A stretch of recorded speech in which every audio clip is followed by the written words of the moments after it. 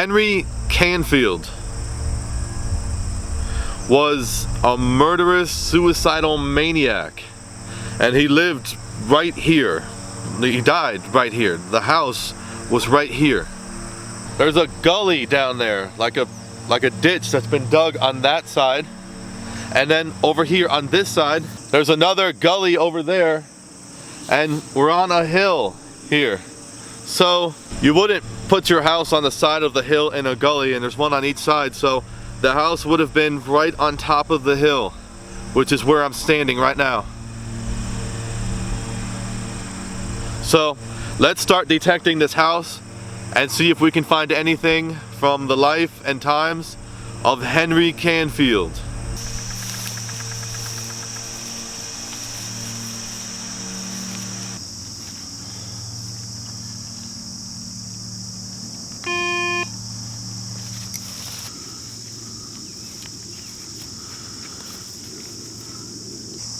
I've dug about 50 holes already, and I'm not showing you all the modern day junk that I'm finding, like shredded up beer cans and stuff, but this is the second time in my life that I have dug this right here. It looks like just ordinary barbed wire, but it's not.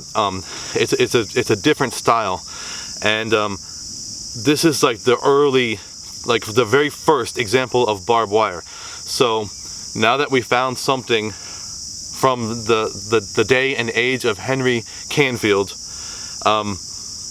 it would be best if you went to this link and read the original news report of what exactly happened here, so that way you can follow along with the story. But this right here is Glidden barbed wire. This is one of the very first styles of barbed wire to come out. I can tell just by the points and how it's wrapped. So this is like was used in 1800s. The points on this barbed wire are very, very small, and so that's the old style stuff. The new style stuff is has a whole lot stronger points on it. So yeah, so we found something that's probably from Canfield.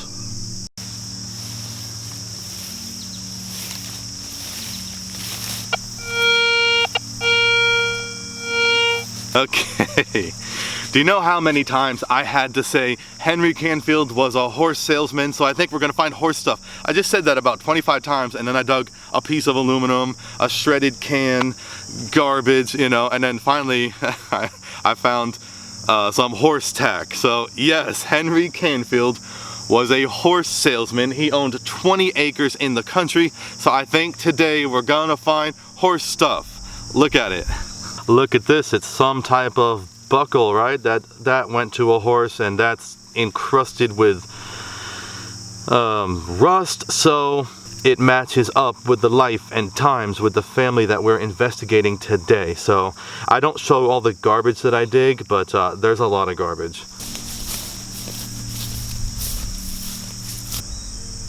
I just found something else good. I know what it is. Let me open up the hole again, I'll show you.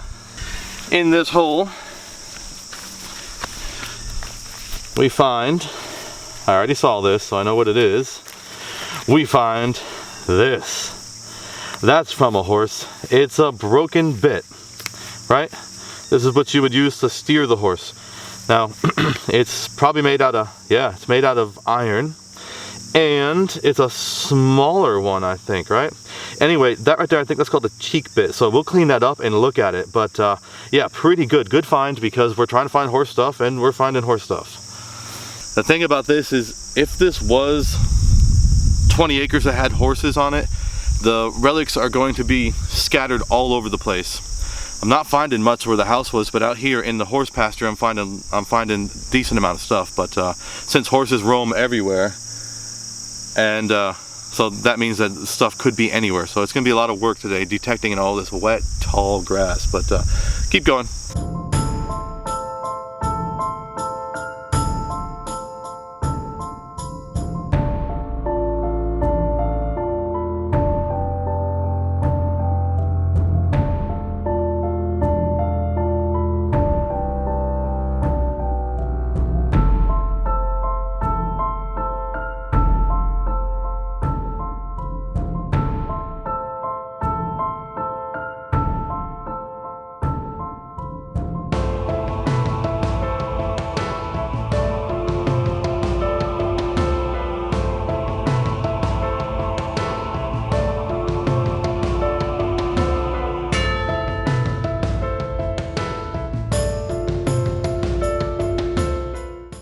This is tropical soda apple. I didn't know that we had this here in Illinois. Very thorny and poisonous. This presents a problem for modern day farmers because it's a poisonous, noxious weed, and I think it comes from Brazil. But in any case, the horses will eat whatever they want, whatever grass they want. The problem is when you put too many horses on one pasture, they eat everything that's edible, and then they start starving. And when that happens, they're forced to eat whatever they can. And so when they ingest this tropical soda apple, then they get sick. They can even die from it, I think.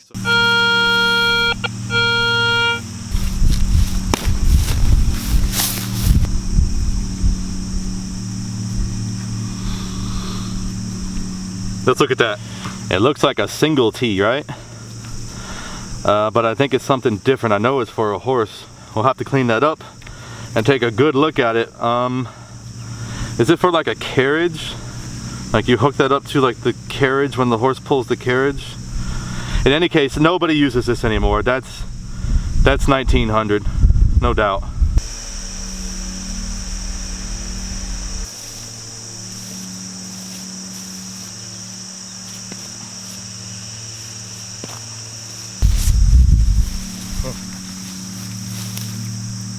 Here's something good. I've dug a ton of junk today, and I'm not showing that because it's not relevant, but I think this is relevant. I thought it was one of those like harness ornaments, but actually it looks like a spur because it's got a hole in it. See right there? So I think this was like a spur to get those horses to do what you need them to do. Horses are a severe pain because they always get into everything, they hurt themselves, they knock the fence down, and if you have an injured horse, well then you're out money because there's nothing that you can do with an injured horse. It's useless. If you have a problem with a cow, then you just sell the cow and you can get some money back.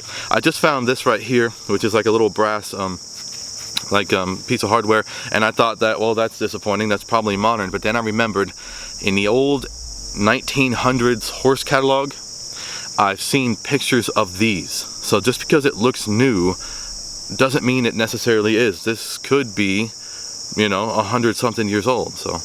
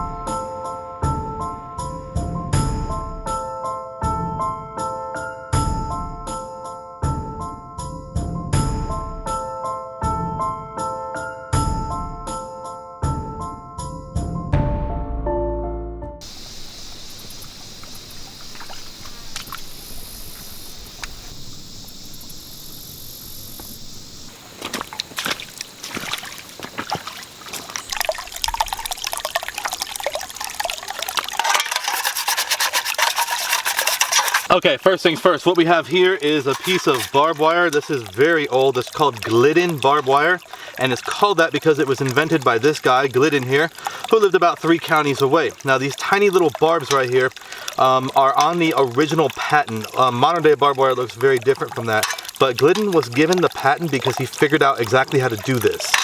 So the problem was, everyone was trying to invent a usable barbed wire, but no one could figure out how to keep the barbs from sliding up and down the wire. Well, this guy Glidden had an idea. He put the barbs on one wire and then took a secondary wire and wrapped it around tightly. That way the wire was stronger and the second wire pinched down on the barbs and kept them all in place. And because of that, Glidden was awarded the patent for barbed wire, and that changed America, because now you no longer needed cowboys on the open range rounding up cattle. Like, that was over when this was invented. Another thing is that if you wanted to be a horse salesman and keep 20 horses inside 20 acres, you could do this, and this barbed wire would keep all the horses together, and it would allow you to manage your operation without having to constantly round up horses and chase them all over the place, because if they can get out, they will. This changed that.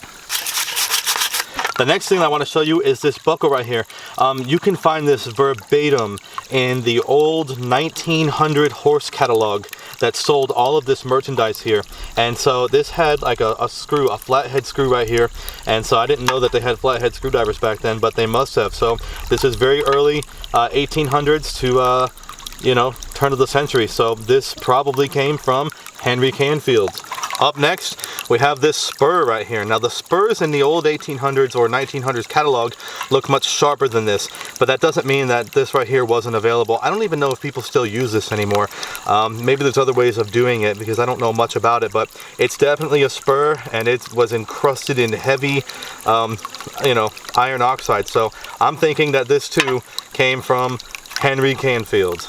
Up next, we have a bit here, and this large hole right here, this large ring right here, I can see this in the catalog. It's some kind of racing bit. I don't know much about this stuff, but in the catalog it says racing bit, and it's the exact shape and size. This bit is missing the other half, and I think this is called a cheek bit or like a half cheek bit, and this is in the catalog too. I'm guessing that this stuff is still available today in modern day times, and little if anything has changed about it. Now, when I first found this right here, when I first found it, I thought that it was like a single T, right? Like a single tree, which is what you would use to like pull like plows and stuff, but it's pretty small, and it's kind of like, it has a distinguishing shape right there.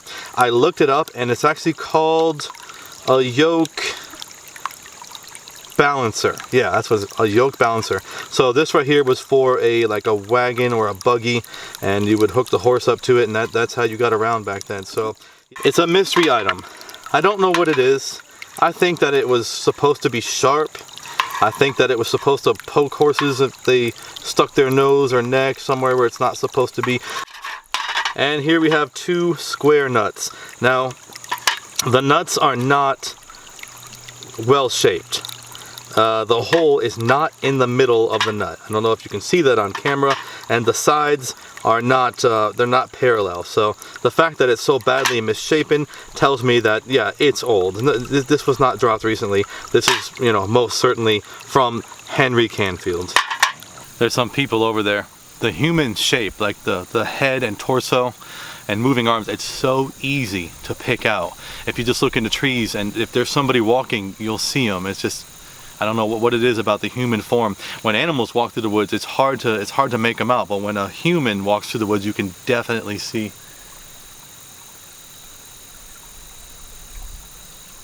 Two people and I think a kid probably playing around back there. In any case, I hardly found any relics. I spent a long time digging junk, and I found some things that I think belong to Henry Canfield. Yes, they did, but it was hard, and I didn't find anything magnificent. And as I do this more and more, I'm learning this a lot. People in the 1800s, and Henry Canfield died in 1902, they just didn't have the volume of items that we have. I mean, everything they owned, I think, could have fit in like one wooden chest with their clothes. And I mean, at least everything they owned could have fit in a chest and like a part of a wagon, you know.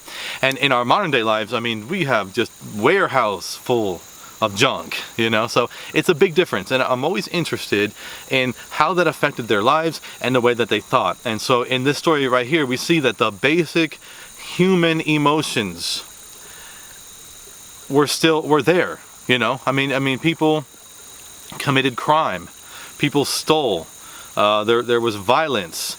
All of that existed. And I think when people talk about like the good old days, they're talking about maybe like 1950s, because if you go back to like 1800s and you read these old newspapers, you see that there's definitely like evil in society. Like, it did not go away.